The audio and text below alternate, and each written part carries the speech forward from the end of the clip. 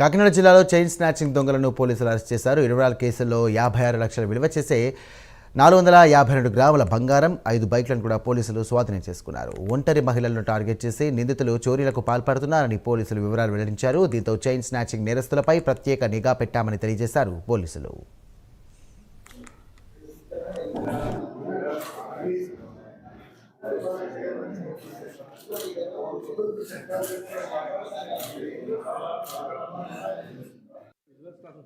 Kakinada District Police, particularly Kakinada Subdivision team under leadership of ASP Kakinada and Kakinada Rural CA Garu with support of IT Core Inspector ఒక నలుగురు chain snatching గ్యాంగ్ని పట్టుకోవడం జరిగింది.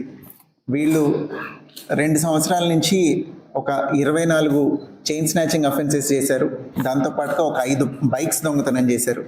వీటిల్లో 19 offences Kakinada డిస్ట్రిక్ట్లో జరిగాయి. 5 offences chain స్నాచింగ్వి బయట జిల్లాల్లో జరిగాయి. వీళ్ళు మార్నింగ్ వాక్ చేసేటప్పుడు కానీ లేదా లేడీస్ ఎవరైనా టెంపుల్కి వెళ్ళి వస్తుంటే కానీ 2 వీలర్ మీద వచ్చి చైన్ లాక్కొని వెళ్ళిపోవడం జరుగుతుంది. వీళ్ళ నలుగురు ఇప్పటిదాకా ఎవరికి దొరకలేదు.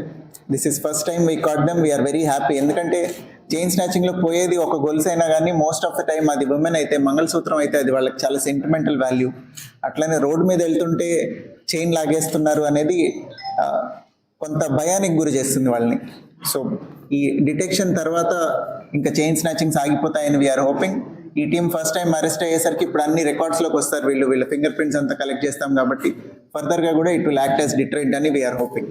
I congratulate ASP Kakinada and Kakinada rural circle team అందరూ, గొల్లపాలెం ఎస్ఐ గారు and everybody else did a good work.